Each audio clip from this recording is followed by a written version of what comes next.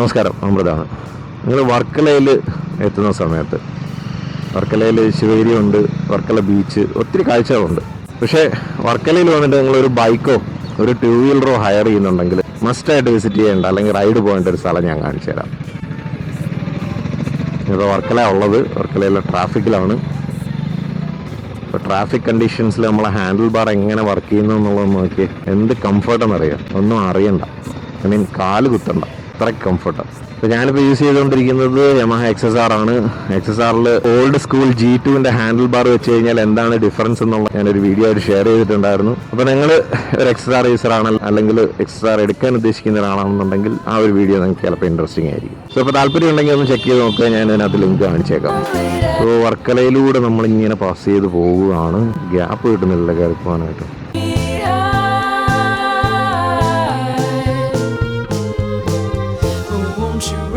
വർക്കലക്കാർക്ക് ഒരു hair pin കാണണമെന്നുണ്ടെങ്കിൽ വേറെ വലിയ ഹിൽ സ്റ്റേഷനൊന്നും പോകണ്ട, ഇങ്ങോട്ട് വന്നാൽ മതി. സോ അപ്പോൾ ഇതാണ് നമ്മുടെ വർക്കലക്കാരുടെ സ്വന്തം ഹെയർ പിൻ. ഈ തിരുവനന്തപുരം ഡിസ്ട്രിക്റ്റിൽ ഇതുപോലെ ഒരു ഹെയർ പിൻ, തിരുവനന്തപുരം ഡിസ്ട്രിക്റ്റ് എന്നല്ല കേരളത്തിൽ തന്നെ ഒരു ഹിൽ സ്റ്റേഷൻ അല്ലാതെ ഇതുപോലെ ഹെയർ പിന്നുള്ള സ്ഥലങ്ങളുണ്ടെങ്കിൽ ഒന്ന് കമൻറ്റ് ചെയ്യുക. ഈ സംഭവം കേരള ഗവൺമെൻറ് കുറേ പരിപാടിയൊക്കെ ഇവിടെ ചെയ്ത്, ഇവിടെ ഒരു ആർട്ട് ഗാലറി പോലെയാണ്. ഇടയ്ക്കൊക്കെ ഫങ്ഷൻസ് ഒക്കെ ഇവർ കോർഡിനേറ്റ് ചെയ്യാറുണ്ട്. ജോയിൻറ്റ് കളരിപ്പയറ്റ് രംഗകലാ കേന്ദ്രം, ഇവിടെ ഒരു ആഡ് ബോർഡൊക്കെ വെച്ചിട്ടുണ്ട്.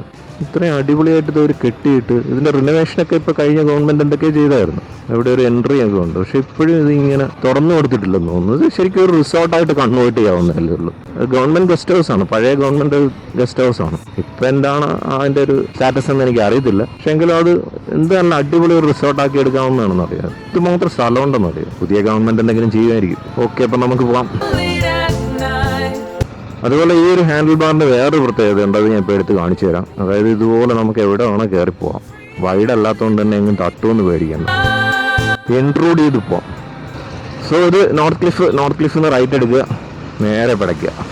ഇതാണ് തിരുവമ്പാടി ബീച്ചിലേക്കുള്ള ഡൈവേർഷൻ. അവിടെയും തിരിയേണ്ട, നേരെ റൈറ്റ്. ഇടവ കാപ്പിൽ റോഡാണ്. അയ്യോ, തമിഴന്മാർ ഇങ്ങനെ വണ്ടി ഓടിക്കത്തുള്ളൂ. തമിഴ്നാട്ടിൽ ഓടിക്കുന്ന കണക്കങ്ങ് ഓടിക്കും. Gelato Romano. സോ അപ്പോൾ ഇവിടെ കാണുന്ന മാന്തർ ക്ഷേത്രത്തിലോട്ടുള്ള ഡൈവേർഷനിലൂടെയാണ് നമുക്ക് തിരിയേണ്ടത്. ചില സമയത്ത് ഇവിടെ ട്രാഫിക് ഭയങ്കര ടൈറ്റ് ആവും. കാരണം എല്ലാവരും ഇതുവഴി പോയി കഴിഞ്ഞാൽ നമുക്ക് ആ ഇടവേള റെയിൽവേ സ്റ്റേഷൻ ക്രോസ് ചെയ്യേണ്ടി വരത്തില്ല. അതുകൊണ്ട് തന്നെ പലരും ഇതുവഴിയാണ് കയറി പോണത് എളുപ്പത്തിന്. അതുകൊണ്ട് തന്നെ ചില സമയത്ത് ഈ ഒരു റോഡ് ഒത്തിരി ഒന്ന് ട്രാഫിക് നിറഞ്ഞതാവും.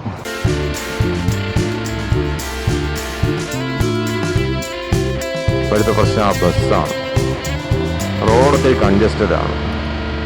ഇതുവഴി ബസ് പോകുമ്പോൾ ഉള്ളൊരു ബുദ്ധിമുട്ടാണ് ഇപ്പോൾ നമ്മൾ അനുഭവിച്ചുകൊണ്ടിരിക്കുന്നത്. ഇതുപോലെ നിങ്ങൾ ആലോചിച്ച് നോക്കിയാൽ 2 ബസ് വന്നു കഴിഞ്ഞാലാണ് ഇവിടെ സംഭവം വേസ്റ്റ് ആവുന്നത് കണ്ടീഷൻ. വെള്ളമാണല്ലോ.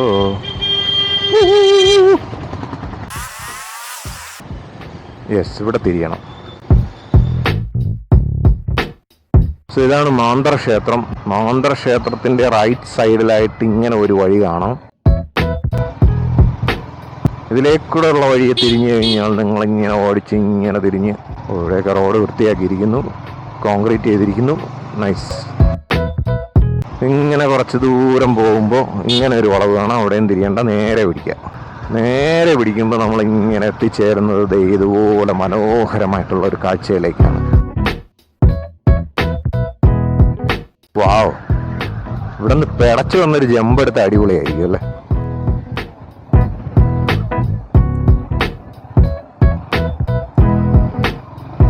ഇവിടെ നിന്ന് ഇങ്ങനെ പോയാലും നമുക്ക് ഏതാണ്ട് ഓടയല്ല, റോഡ് കുറച്ച് മോശമുണ്ടല്ലോ. അവരൊന്ന് ചാടൂ. ഇതിലെവിടെയൊക്കെ വണ്ടി ഓടിച്ച് പോകണതിൽ കുറച്ച് റിസ്ക് ഉണ്ട്. കാരണം ഈ ക്ലിഫ് എന്ന് പറയുന്ന ഏത് നിമിഷം ഇടിഞ്ഞു വീഴാവുന്നൊരു സംഭവമാണ്. നമ്മൾ കൂടുതലങ്ങ് അരിയിൽ പോകാതിരുന്നാൽ മതി. ഇതൊക്കെ റോഡ് തന്നെയാണ്. അവരൊക്കെ കുറച്ച് റിസ്ക് ഏരിയയാണ്. അവിടെയൊക്കെ പോയി എനിക്ക് ഇന്നത്തെ റിസ്ക്കാണ്. സോ ഇങ്ങനെ ഒരു റോഡ് ഇവിടെ കുഴപ്പമില്ല. ഇവിടെ നിന്ന് നേരെ ആ പള്ളി വരെ പോകും. അപ്പോൾ നിങ്ങൾ വർക്കല വരുന്ന സമയത്ത് ഈ ഒരു സൈഡിൽ ടൂ വീലർ ഉണ്ടെങ്കിൽ, ടൂ വീലറല്ല കാർ ഉണ്ടെങ്കിൽ നിങ്ങൾക്ക് വരാവുന്നതേ ഉള്ളൂ. കാർ ഇതുവഴി ഓടിച്ചു വരാൻ പറ്റും. കാറിലൊക്കെ നിൽക്കുന്നതല്ലേ. ഇവിടെ എന്തായാലും മസ്റ്റായിട്ട് വിസിറ്റ് ചെയ്യേണ്ട ഒരു സ്ഥലമാണ്. പിന്നെ ഇതുവഴി ബീച്ചിലൂടെ പോയി റോഡിൽ കയറുന്ന ഒരു പരിപാടിയുണ്ട്. അത് നമുക്ക് പിന്നീട് എക്സ്പ്ലോർ ചെയ്യാം. ഇപ്പം നമുക്ക് തിരിച്ചു പോയി അപ്പുറം സൈഡ് എക്സ്പ്ലോർ ചെയ്യാം.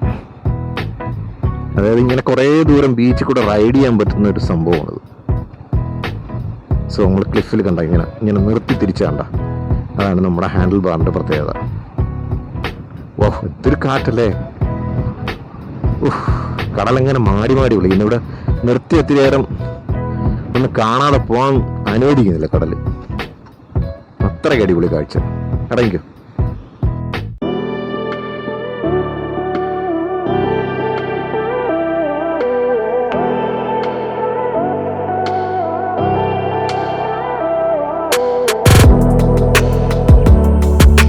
അങ്ങനെ കാർമേഘം വരുന്നുണ്ട്, ബട്ട് ക്വൈറ്റ് സണ്ണി. സോ ബാ, ഇനി നമുക്ക് ഇത് റൈഡ് ചെയ്ത് പോവാം. സോ ഇതൊക്കെയാണ് വർക്കലക്കാരൻ്റെ ഭാഗ്യങ്ങളെന്ന് പറയുന്നത്.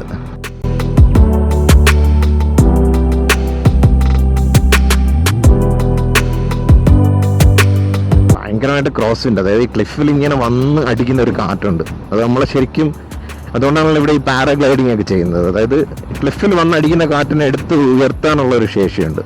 ഇങ്ങനെ താഴേന്ന് വന്ന് ഒരു വെർട്ടിക്കൽ പോലെ ഇങ്ങനെ പൊങ്ങുക കാറ്റ്. ഭയങ്കരമായിട്ട് ക്രോസ് ചെയ്തിട്ട് നമ്മൾ അടിക്കുക. അതിനെ റെസിസ്റ്റ് ചെയ്താൽ ഞാൻ ഓടിച്ചു പോകണം. ഒന്നേ വണ്ടിക്കാണെങ്കിൽ വെയിറ്റും ഇല്ല. ആകെ 150 കിലോ വെയിറ്റ് കണ്ടേ ഉള്ളൂ. ഇവിടെ കുറച്ച് ടഫാണ്. നമുക്ക് നിർത്തി കൊടുക്കാം.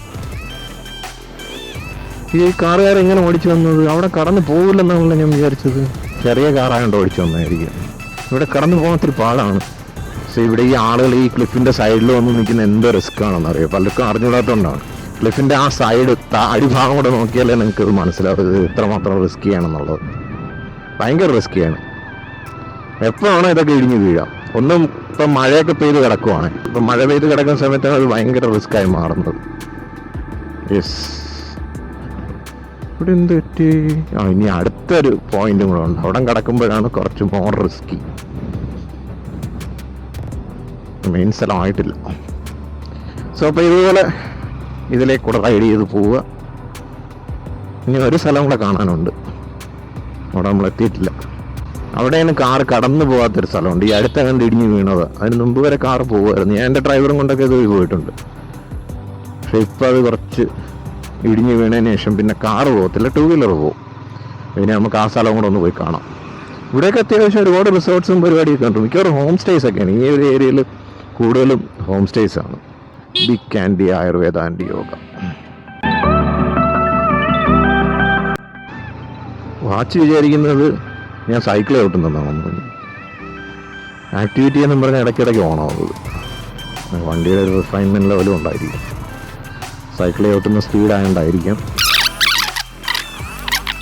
ഇതൊരു വഴി വീട്ടിലേക്ക് പോകണമാണോ, പ്രോപ്പർട്ടിയിലോട്ട് പോകണമെന്ന് തോന്നുന്നല്ലേ? ഐ തിങ്ക് ഇത് പ്രോപ്പർട്ടിയിലോട്ട് പോകണതാണ്. പ്രോപ്പർട്ടിയിലേക്ക് പോകണം. അല്ലല്ലോ, സോളാറിസ് ബീച്ച് റിസോർട്ട്. ഓ, അവരുടെ പ്രോപ്പർട്ടീസിലോട്ട് പോകാനുള്ള വഴി. Exploring Varkala's hidden gems. അത് തന്നെ വഴി അല്ല. അതാണോ വഴി? അതാണെന്ന് തോന്നുന്നു കേട്ടോ. യെസ്, ഇത് തന്നെ വഴി. ഇതല്ലേ വഴി? പണി പാളും. തിങ്ക് ഇത് തന്നെ വഴിയാണ്. യെസ്, ഇതൊരു അടിപൊളി പ്രോപ്പർട്ടിയാണ്. അതെ, ഇത് തന്നെ വഴി. ഇത് തന്നെ വഴി. അപകട മേഖല കുന്നിടിയുന്നത് കാരണം കാൽനട യാത്രയും വാഹനയാത്രയും നിരോധിച്ചിരിക്കുന്നു. റിസ്ക് ആണ്, പറ്റൂല. നേരത്തെ ഇതുവഴി പോകാമായിരുന്നു.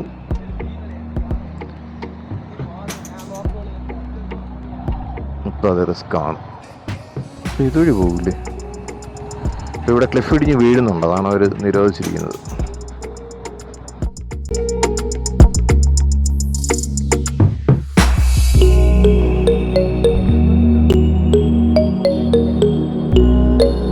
ഞാൻ പറഞ്ഞ വഴിയെന്ന് പറയുന്നത് ഇതുവഴിയായിരുന്നു.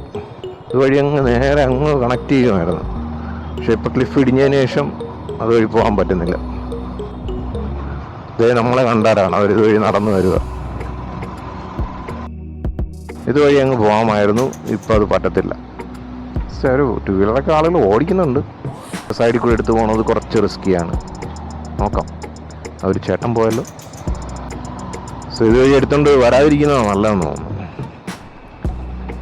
പാടാണ്, ഇറ്റ്സ് റിസ്കി. കാണുമ്പോൾ തന്നെ പേടിയാണ്. വേണ്ട ഇവിടെ ഒക്കെ ഏത് നിമിഷം ഇടിഞ്ഞ് വീഴാം, അതായത് പ്രശ്നം.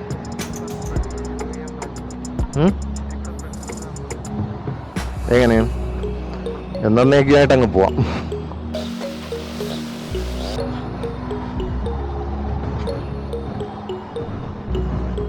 ഇവിടെ ഒക്കെ റിസ്ക് തന്നെയാണ്.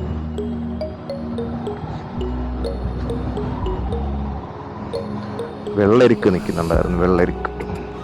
ഇവിടെയൊക്കെ ഈ കാണുന്ന വെള്ളരിക്കാണിത്. അടിപൊളി. ഇനി ഒരു ദിവസം ഒന്ന് കുറച്ച് കട്ട് ചെയ്തെടുത്തോണ്ട് പോകണം. ഓക്കെ, ഇവിടെ ഒരു സ്ഥലമുണ്ട്, എനിക്ക് കാണണോ? ഒരു അടിപൊളി സ്ഥലമുണ്ട് ഇവിടെ അടുത്ത്. ഇനിയിപ്പോൾ വന്ന സ്ഥിതിക്ക് അതുകൊണ്ട് കണ്ടിട്ട് പോവാം. ബാ, ഇടവയിലൊരു അടിപൊളി സ്ഥലമുണ്ടെന്ന് പറയുന്നുണ്ട്, നമുക്കൊന്ന് ജസ്റ്റ് നോക്കാം.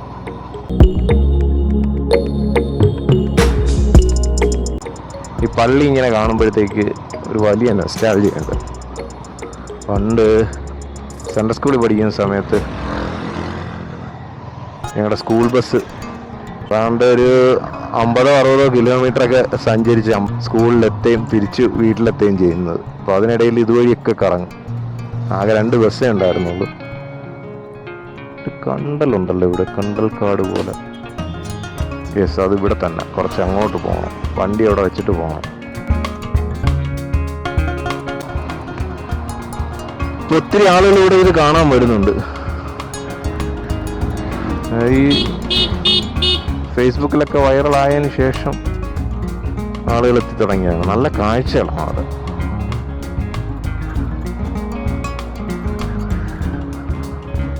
അത് ഭയങ്കര തിരക്കാണ്. ഒരു ഹിഡൻ ജെം സ്പോട്ടാണിത്.